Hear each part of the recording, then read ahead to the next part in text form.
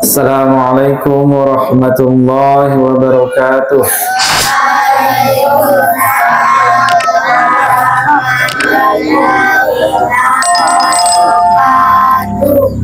Innal hamdalillah nahmaduhu wa nasta'inuhu wa nastaghfiruh wa na'udzu billahi min shururi anfusina wa min sayyiati a'malina.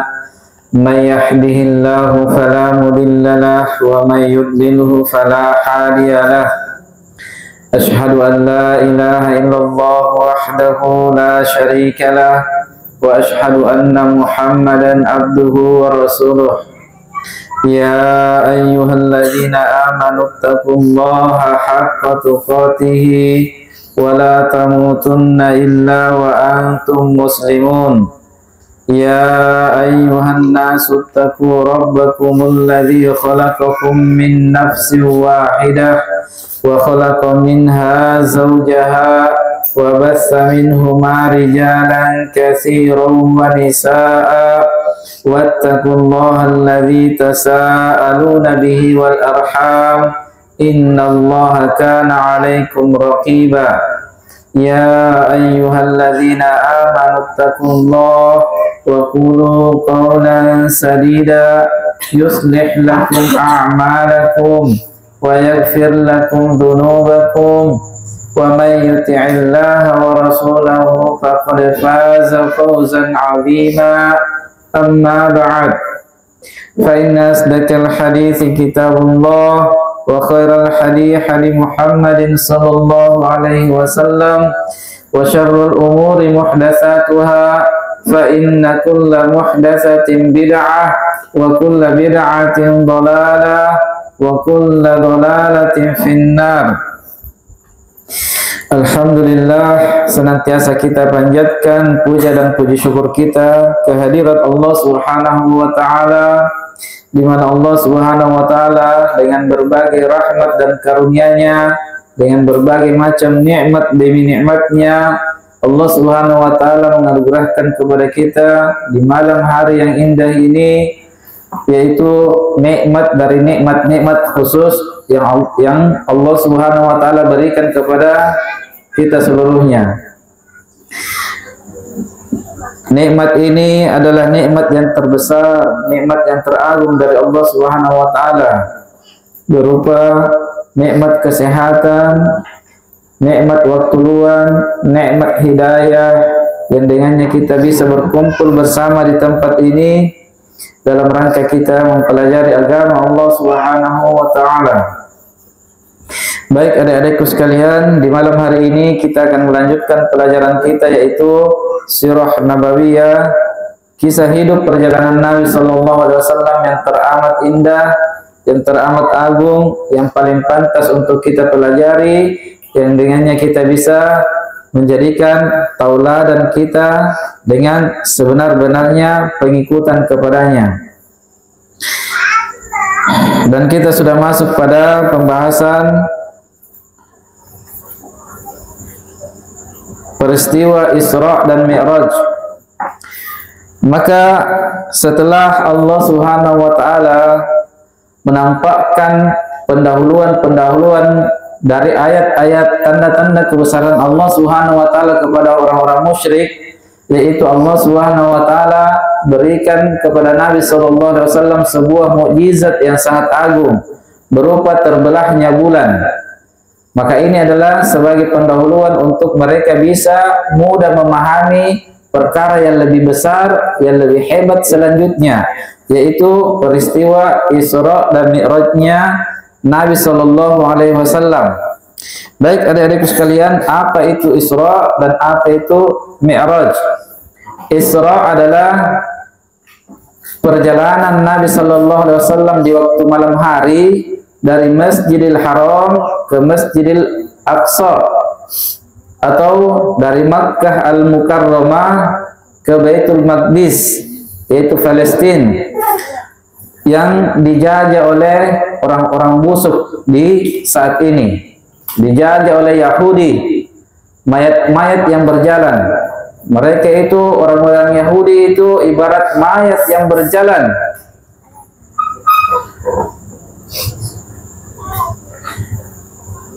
Orang-orang yang busuk. Kemudian apa itu Mi'raj? Mi'raj adalah naiknya Nabi Sallallahu Alaihi Wasallam ke langit dunia untuk berjumpa dengan Allah Subhanahu Wa Taala dalam rangka mengemban suatu amanah, suatu kewajiban yang sangat agung dalam Islam, dalam agama Allah Subhanahu Wa Taala.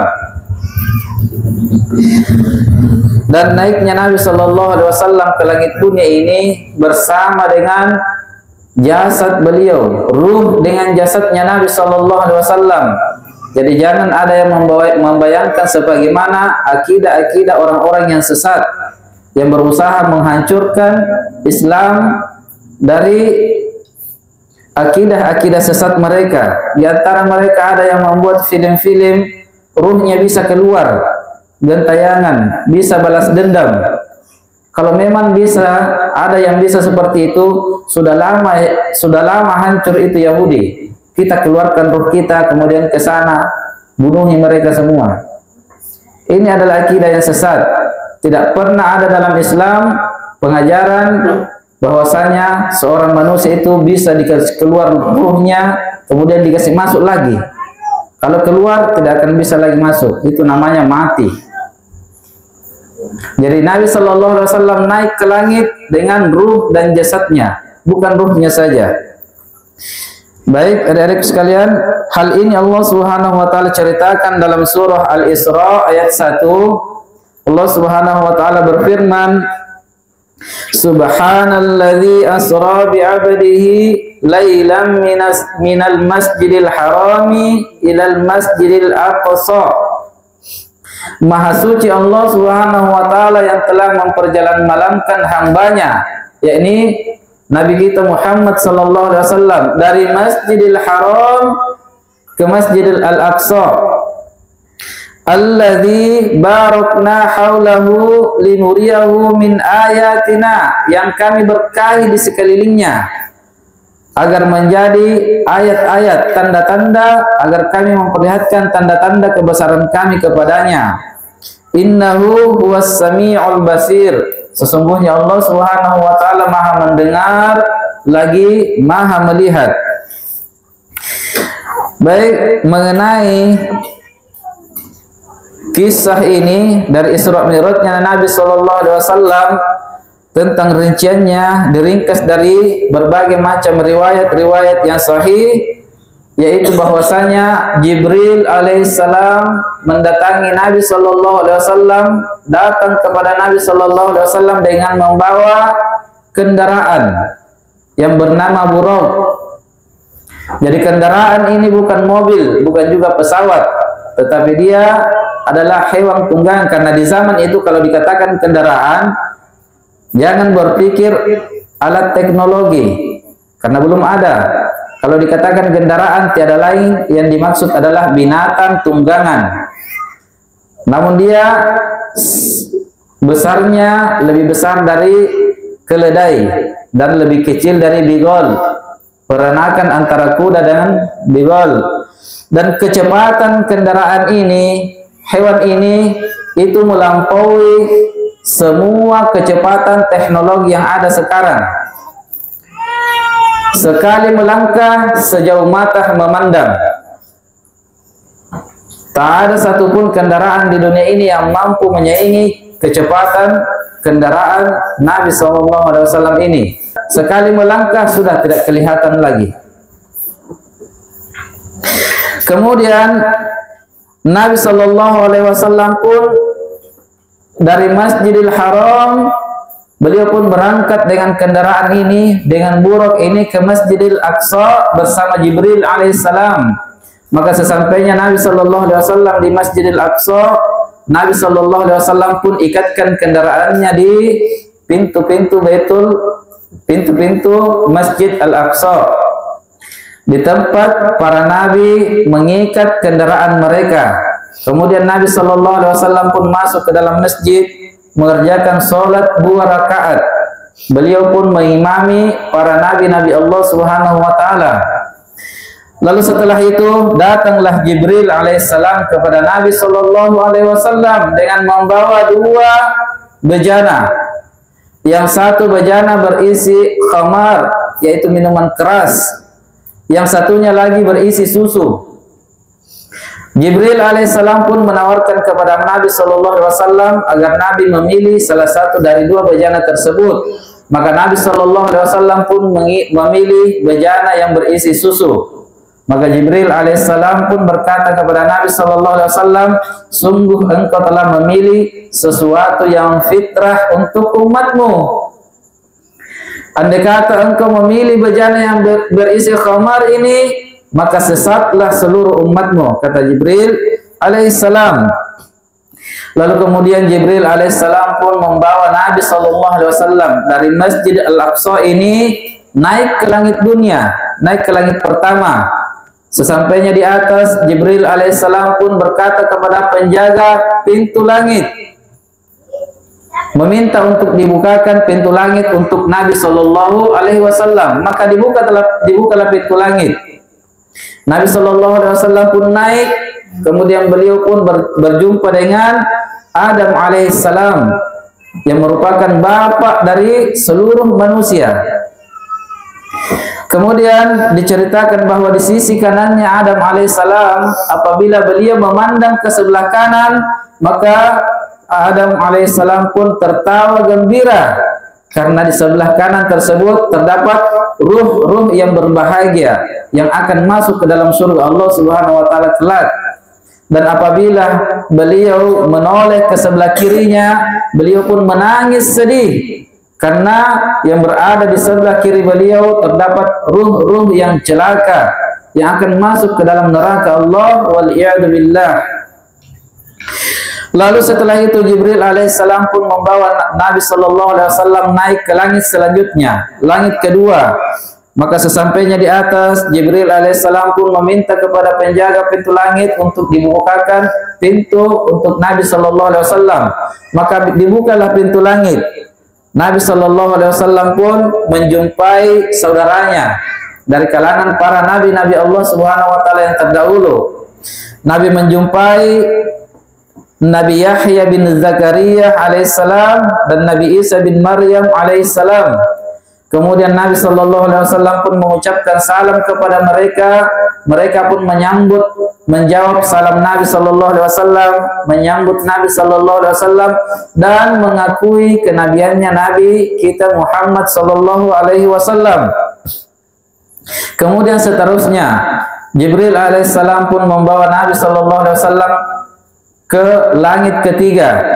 Sesampainya di sana, Nabi sallallahu alaihi wasallam pun menjumpai Yusuf alaihissalam dan beliau berkata, betul-betul Yusuf alaihissalam dianugerahi sebuah ketampanan yang sangat luar biasa, sebuah wajah yang sangat rupawan. Nabi sallallahu alaihi wasallam pun takjub melihat ketampanan yang Allah Subhanahu wa taala berikan kepadanya. Setelah itu Nabi sallallahu alaihi wasallam pun memberi salam kepada beliau. Maka dijawab salam beliau, beliau pun disambut dan Yusuf alaihissalam pun mengakui kenabiannya Nabi kita Muhammad sallallahu alaihi wasallam. Kemudian seterusnya Nabi sallallahu alaihi wasallam naik ke langit keempat. Di sana Nabi sallallahu alaihi wasallam pun menjumpai Nabi Idris alaihissalam. Kemudian Nabi sallallahu alaihi wasallam memberi salam kepadanya. Lalu dijawab salamnya, disambut dan diakui kenabiannya sallallahu alaihi wasallam. Terus Nabi naik ke langit kelima. Di sini Nabi sallallahu alaihi wasallam berjumpa dengan Nabi Harun bin Imran alaihissalam. Kemudian Nabi sallallahu alaihi wasallam pun memberi salam kepada beliau. Maka dijawab salamnya, beliau pun disambut dan diakui kenabiannya sallallahu alaihi wasallam. Kemudian seterusnya Nabi sallallahu alaihi wasallam dibawa oleh Jibril alaihissalam naik ke langit keenam. Maka disinilah Nabi kita Muhammad sallallahu alaihi wasallam berjumpa dengan Musa alaihissalam. berjumpa dengan Nabi Musa alaihissalam, Nabi yang terkuat, diberikan kekuatan yang sangat hebat oleh Allah Subhanahu wa taala. Satu kali pukul musuh langsung mati. Sehebat apapun, sejawarah apapun petinju-petinju itu, belum ada sejarahnya satu kali pukul langsung mati. Paling langsung pingsan saja. Musa alaihissalam tidak pernah fitness, tapi diberikan kekuatan yang teramat hebat.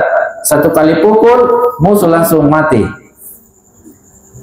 Kemudian Nabi Shallallahu Alaihi Wasallam pun memberi salam kepada beliau. Maka Musa alaihissalam menjawab salam beliau, lalu beliau pun disambut. Setelah itu beliau pun mengakui kenabiannya Nabi kita Muhammad Sallallahu Alaihi Wasallam. Maka setelah Nabi Sallallahu Alaihi Wasallam ingin berlalu naik ke langit ketujuh, tiba-tiba Musa Alaihissalam pun menangis. Maka Jibril dikatakan kepadanya, kenapa engkau menangis? Maka Musa Alaihissalam pun berkata, sungguh saya menangis karena pemuda ini, yaitu Nabi kita Muhammad Sallallahu Alaihi Wasallam, sungguh umatnya itu lebih banyak yang akan masuk surga daripada umatku. Berarti Musa alaihissalam cemburu kepada Nabi. Lihat kecemburuannya Nabi-Nabi Allah, bukan karena perkara dunia. Kecemburuan mereka bukan karena perkara harta, bukan perkara kedudukan, namun kecemburuan mereka yaitu terletak pada kedudukan di sisi Allah Subhanahu wa taala, bukan pangkat dan jabatan dunia yang mereka cemburui.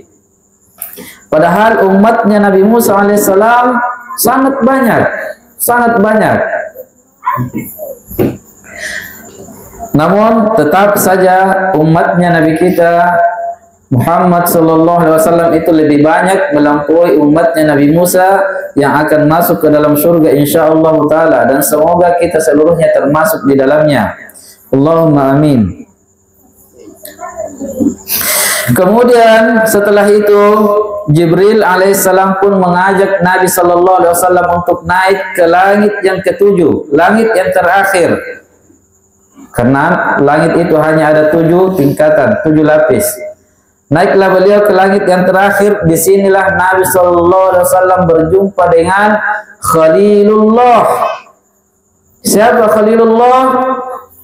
Ibrahim alaihissalam, kekasihnya Allah, Nabi yang sangat mulia. Maka Nabi Sallallahu Alaihi Wasallam pun memberi salam kepada beliau. Disambutlah salam beliau, dijawab salamnya, kemudian beliau disambut. Setelah itu Ibrahim alaihissalam pun mengakui kenabiannya Nabi kita Muhammad Sallallahu Alaihi Wasallam, yang pada saat itu Ibrahim alaihissalam sementara menyandarkan punggungnya pada Baitul Ma'mur. Baitul Ma'mur. Baitul Ma'mur ini adalah sebuah bangunan yang setiap harinya masuk ke dalamnya 70.000 malaikat. Setiap harinya, dan yang sudah masuk tidak pernah lagi keluar. Ada yang bisa hitung jumlahnya berapa malaikat sekarang. Sudah berapa hari yang berlalu semenjak adanya bumi ini sampai sekarang. Setiap hari 70.000 yang masuk, dan yang sudah masuk tidak pernah lagi keluar. Kemudian setelah itu Nabi Sallallahu Alaihi Wasallam pun naik ke Sidratul Muntaha. Tempat ini terdapat padanya tumbuhan-tumbuhan yang daun-daunnya selebar daun gajah, dan buah-buahnya seperti buah tempayan atau guci besar. Maka tempat ini diliputi oleh sebuah permadani yang terbuat dari emas, dan diliputi oleh segala macam bentuk kekuasaan Allah Subhanahu wa taala. Segala kekuasaan Allah Subhanahu wa taala melingkupnya. Dan seketika itu juga tempat ini berubah menjadi sesuatu yang tidak bisa lagi digambarkan oleh makhluk akan keindahan tempat itu. Berubah menjadi sesuatu yang sangat indah, yang tidak ada yang bisa menggambarkan akan keindahan tempat itu.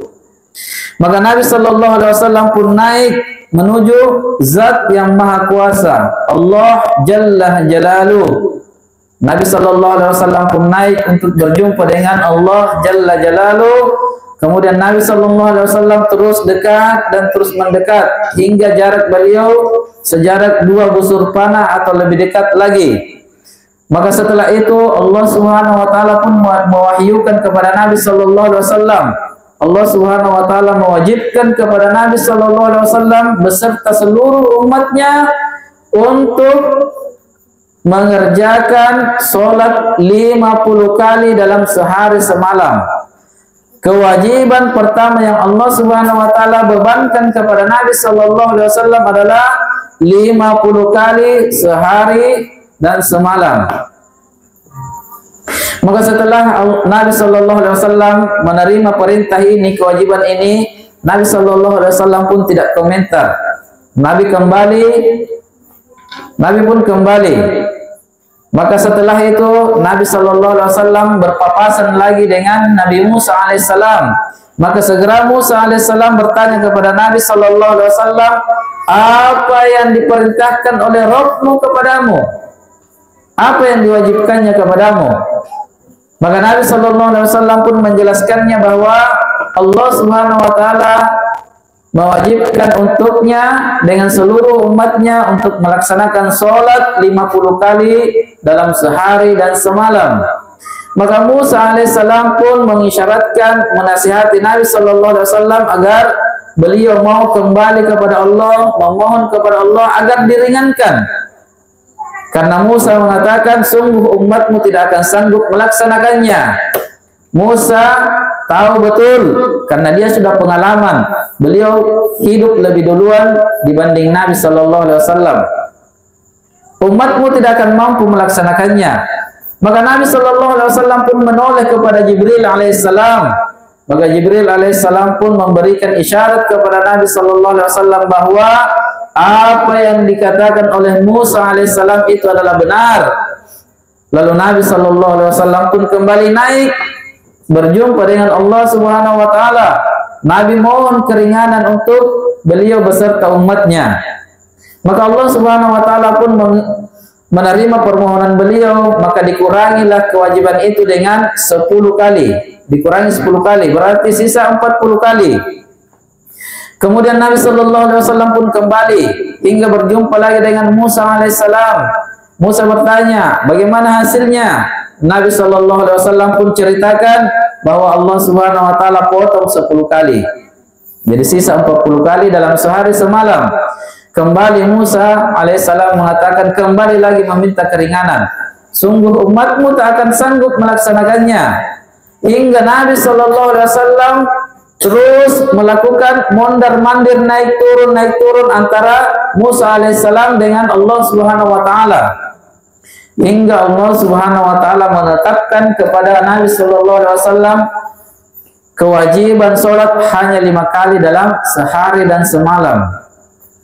Maka Nabi Shallallahu Alaihi Wasallam pun kembali dan berpapasan lagi dengan Musa alaihissalam. Musa bertanya bagaimana hasilnya. Nabi Shallallahu Alaihi Wasallam pun berkata, sungguh Allah Subhanahu Wa Taala menyisakan kewajiban sholat itu hanya 5 kali sehari dan semalam. Maka tetap Musa alaihissalam mengatakan, minta lagi keringanan, karena sungguh saya menghendaki Bani Israel yang lebih ringan dari itu, kewajiban yang lebih ringan dari itu, namun mereka meninggalkan kewajiban itu dan tidak mengerjakannya. Maka Nabi Shallallahu Alaihi Wasallam pun berkata kepada Musa alaihissalam, sungguh saya malu kepada Rabbku, kepada Allah Subhanahu Wa Taala, dan sekarang saya sudah ridho menerima kewajiban sholat 5 kali dalam sehari dan semalam ini. Maka kembalilah Nabi Shallallahu Alaihi Wasallam. Kemudian dalam perjalanan kembali beliau, setelah beliau agak jauh dari perjalanannya, tiba-tiba terdengarlah sebuah suara. Sungguh telah aku tetapkan ketentuan fardu dariku, dan telah aku ringankan dari hamba-hambaku dengan 5 waktu sholat, sedangkan nilainya sama dengan 50 kali sholat. Dan ketentuan ini tidak akan pernah bisa digantikan di sisiku, kata Allah Subhanahu wa taala. Maka kemudian Nabi sallallahu alaihi wasallam pun kembali dari perjalanan malamnya ini menuju Makkah Al-Mukarramah, kembali ke tempat beliau. Maka di pagi harinya Nabi sallallahu alaihi wasallam pun telah berada di tengah-tengah umatnya, di tengah-tengah kaumnya. Beliau pun sallallahu alaihi wasallam, karena beliau adalah orang yang berantusias sekali memberikan kabar gembira kepada kaumnya, umatnya. Beliau pun ceritakan segala apa yang beliau alami di malam hari itu kepada kaumnya di pagi harinya. Diceritakan kepada mereka, kepada kaum musyrikin. Diceritakan akan keagungan Allah, tanda-tanda kebesaran Allah, ayat-ayat Allah. Namun apa yang terjadi? Apa yang terjadi adik-adikku sekalian? Demikian besar penentangan orang-orang musyrik ini. Demikian besar pendustaan mereka terhadap Nabi sallallahu alaihi wasallam. Di antara mereka ada yang bertepuk tangan. Di antara mereka ada yang memegang kepalanya sebagai tanda pendustaan, pengingkaran mereka terhadap apa yang Nabi sallallahu alaihi wasallam beritakan kepada mereka. Dan di antara mereka ada yang bersegera menemui Abu Bakar As-Siddiq radhiyallahu taala anhu dan berkata kepada Abu Bakar, menceritakan tentang apa yang Nabi sallallahu alaihi wasallam ceritakan kepada mereka. Maka apa hasil dari mereka menemui Abu Bakar As-Siddiq radhiyallahu taala anhu? Yang dengannya mereka mengharapkan bahwa Abu Bakar pun mendustai Nabi sallallahu alaihi wasallam dari berita tersebut. Maka apa kata Abu Bakar radhiyallahu taala anhu? Beliau pun berkata, jika dia itu Muhammad sallallahu alaihi wasallam yang mengatakannya, maka tentu itu adalah benar. Abu Bakar pun tanpa pikir panjang membenarkan segala apapun yang diberitakan oleh Nabi sallallahu alaihi wasallam. Inilah umat terbaik di antara umat para nabi. Mereka pun bertanya, apakah engkau membenarkan atas kejadian itu yang diceritakan oleh Nabi sallallahu alaihi wasallam? Maka Abu Bakar kembali menegaskan kepada mereka, sungguh aku benarkan, aku mempercayai atas kejadian yang lebih berat, yang lebih besar dari itu. Aku membenarkannya atas kabar dari langit, dari wahyu yang turun di waktu pagi dan petang. Karena perkara inilah sehingga beliau Abu Bakar As-Siddiq radhiyallahu taala anhu diberi gelar dengan gelar yang terbaik. Bahkan beliau ini Abu Bakar radhiyallahu taala anhu, kenapa dia menjadi orang yang paling baik di antara umat Nabi sallallahu alaihi wasallam? Beliau itu bukan yang paling banyak salatnya di antara sahabat yang lain, bukan. Bukan yang paling banyak puasanya, bukan yang paling banyak bacaan Al-Qur'annya. Namun dia dikenal sebagai orang yang paling banyak membenarkan wahyu, yang paling yakin akan apapun yang diucapkan Nabi sallallahu alaihi wasallam. Beliau ini Abu Bakar As-Siddiq ini radhiyallahu taala anhu, beliau lebih mendahulukan keyakinannya daripada akalnya. Ketika ada berita dari langit yang Nabi sallallahu alaihi wasallam sampaikan, beliau tidak berpikir panjang, langsung beliau benarkan. Beda dengan manusia di zaman sekarang, dia pikir-pikir dulu, sudah jelas-jelas ayatnya. Dia pikir dulu, oh kayaknya ini betul, oh kayaknya ini tidak betul. Dia pikir dulu, dia gunakan akalnya. Beda dengan sahabat Nabi sallallahu alaihi wasallam yang sangat mulia ini. Kapan sudah jelas bahwa hal itu datang dari Nabi sallallahu alaihi wasallam, segera dia benarkan dan dia tinggalkan akalnya. Masuk akal, tidak masuk akal, dia akan mendahulukan keyakinannya. Itulah kehebatan dari Abu Bakar As-Siddiq radhiyallahu taala anhu, sehingga dia pun menjadi orang yang terbaik di antara umat para nabi dan Rasulullah Subhanahu wa taala. Kemudian mulailah orang-orang kafir ini mencoba untuk menguji Nabi sallallahu alaihi wasallam. Mereka pun meminta agar Nabi sallallahu alaihi wasallam menggambarkan bagaimana bentuknya Masjidil Aqsa itu.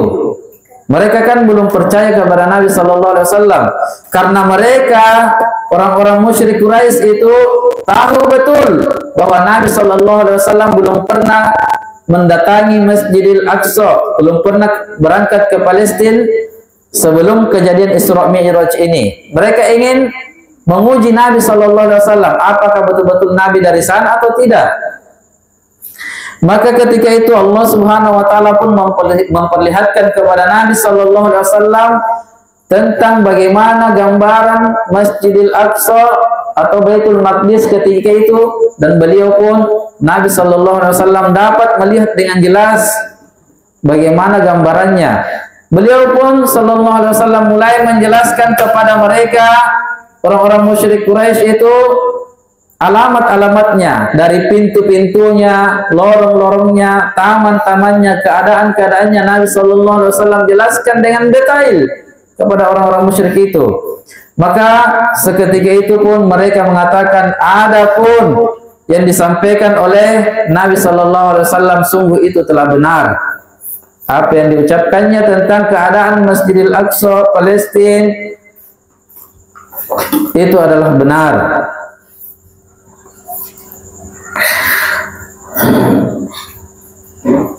Maka mereka pun mulai menanyakan kepada Nabi Sallallahu Alaihi Wasallam tentang kafilah dagang yang akan datang dari negeri Syam. Maka beliau Sallallahu Alaihi Wasallam pun menjelaskan kepada mereka tentang jumlah unta kafilah tersebut, keadaannya, waktu datangnya, dan tentang unta yang mendahului mereka, yang pertama-tama datang dari mereka.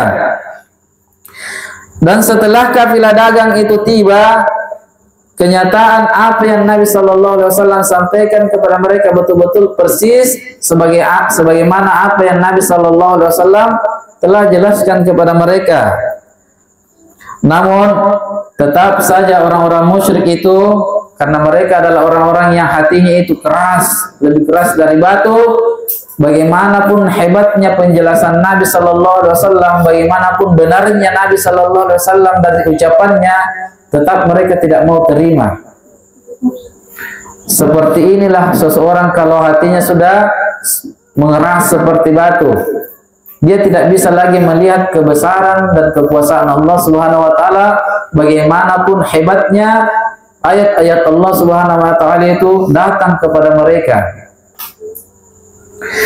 Kemudian di pagi harinya Jibril alaihissalam pun datang kepada Nabi Sallallahu Alaihi Wasallam untuk mengajarkan kepada Nabi Sallallahu Alaihi Wasallam tentang bagaimana tata cara solat dan waktu-waktunya. Jadi ibadah solat ini betul-betul ibadah yang sangat agung sekali, ibadah yang sangat mulia. Oleh karena itu tidak sepantasnya kita sebagai umat Nabi Sallallahu Alaihi Wasallam bermain-main terhadap solat ini. Semua ibadah-ibadah yang lain, seluruh selain solat, semuanya Nabi Sallallahu Alaihi Wasallam diberikan di dunia ini dan melalui perantaraan malaikat Jibril alaihissalam. Adapun solat ini Nabi Sallallahu Alaihi Wasallam jemput di langit ketujuh, harus berjumpa dengan Allah Subhanahu Wa Taala dan tidak melalui perantaraan malaikat Jibril. Langsung Allah Subhanahu Wa Taala yang mewajibkan kepada beliau. Betapa agungnya ibadah solat ini. Oleh karena itu tidak sepantasnya untuk kita lalaikan solat ini. Tidak sepantasnya. Kalau memang kita mengakui umat yang benar, kalau kita mengklaim diri kita sebagai umatnya Nabi Sallallahu Alaihi Wasallam yang betul-betul beriman kepada beliau, ibadah solat ini luar biasa. Sampai-sampai Nabi Sallallahu Alaihi Wasallam mengatakan, sungguh ibadah yang paling pertama yang akan diperiksa nanti di akhirat adalah solatnya kalian. Apabila itu baik, baiklah seluruh amalan kalian yang lain. Baik haji kalian kalau sudah haji, baik puasa kalian, baik sedekah kalian, baik zakat kalian, baik berbuat baiknya kalian kepada orang lain, baik seluruh amalan kalian yang lain. Dan apabila ini rusak, hancur, bahkan tidak ada nilainya, maka sungguh hancur pula seluruh amalan kalian yang lain, dan tak ada nilainya seluruh amalan kalian yang lain. Walaupun sedekah kalian sebanyak gunung, walaupun kalian berpuasa setiap hari, walaupun haji setiap tahun, kalau sholatnya hancur, sungguh akan hancur seluruh ibadah yang lainnya itu. Karena Nabi SAW yang bilang, sholat adalah pangkalnya ibadah-ibadah yang lain. Maka dari itu tidak sepantasnya seorang muslim menyia-nyiakan sholat ini, tidak sepantasnya. Bahkan Nabi SAW dalam sebuah riwayatnya mengatakan, perbedaan antara seorang muslim dengan orang kafir adalah pada sholatnya. Yang membedakan seorang mukmin dengan orang kafir adalah pada sholatnya. Bahkan dalam riwayat yang lain Nabi SAW mengatakan, siapa yang meninggalkan sholat dengan sengaja, maka sungguh dia telah keluar dari agama Allah.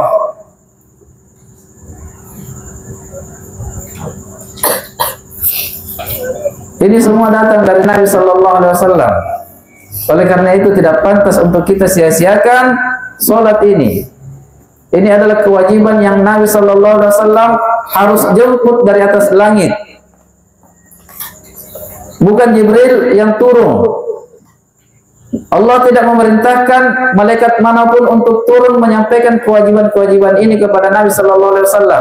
Harus Nabi yang naik langsung menghadap, kemudian diberikan kewajiban sholat ini.